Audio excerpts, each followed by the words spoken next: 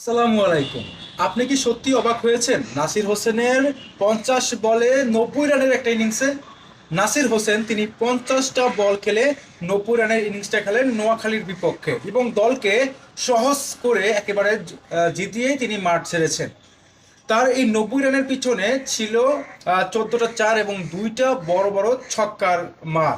এবং তিনি যখন ক্রিজে এসেছিলেন তখন দুইটা উইকেটের পতন ঘটে যায়। আবদুল্লাহ আল মামুন এবং রহমানুল্লাহ গুরবাজ তারা কিন্তু আউট হয়ে যান। নাসির হোসেন যেই কাজটা করেছেন এসেই মারকুটে খেলেছেন এবং যেই ব্যাটারকে মোহাম্মদ নাবিকে যেভাবে তিনি একটা ওভারে 17 রানের ইনিংস খেলেছেন এবং সেইখানে 6 এবং 4ও থাকে। এবং পরবর্তীতে যখন অন্য বোলাররা আসেন, জহির খান আসেন, ওইখানে পেসাররা আসেন, যেই আসেন না কেন তাদের সবাইকে তিনি চাক লাগিয়ে এবং যেই হার্ড হিটার ব্যাটিং তিনি করেন এবং তার স্ট্রাইক রেট হচ্ছে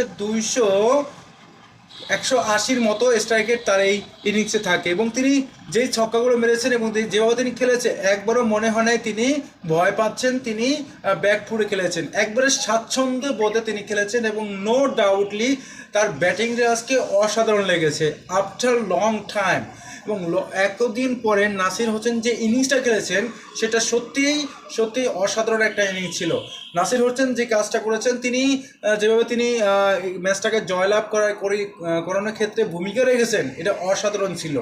ঢাকা ক্যাপিটালসের হয়ে আজকে 136 রানের জবাবে যখন ঢাকা ক্যাপিটালস ব্যাটিং করতে নামে তখন রহমানুল্লাহ গুরবাজ এবং আবদুল্লাহ আল মামুন অথবা সাইফ হাসানকে না খেলিয়ে আবদুল্লাহ আল মামুনকে ওপেনার হিসেবে নামানো হয়। সেখানে তিনি দুই ওপেনারে ফিরে যান খুব দ্রুত সময়ে।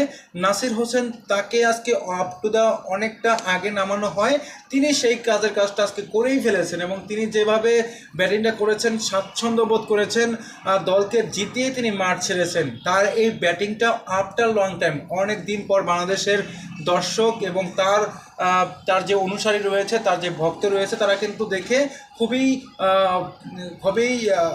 আশ্চর্য হয়েছে যে তিনি হঠাৎ করে যেভাবে তিনি খেলেছেন একেবারে অসাধারণ ছিল। তো আপনাদের কাছে এই ইনিংসটা কেমন লেগেছে সেটা কিন্তু কমেন্ট বক্সে জানিয়ে দিবেন। সবাইকে ধন্যবাদ জানিয়ে বিদায় নিচ্ছি। আল্লাহ হাফেজ।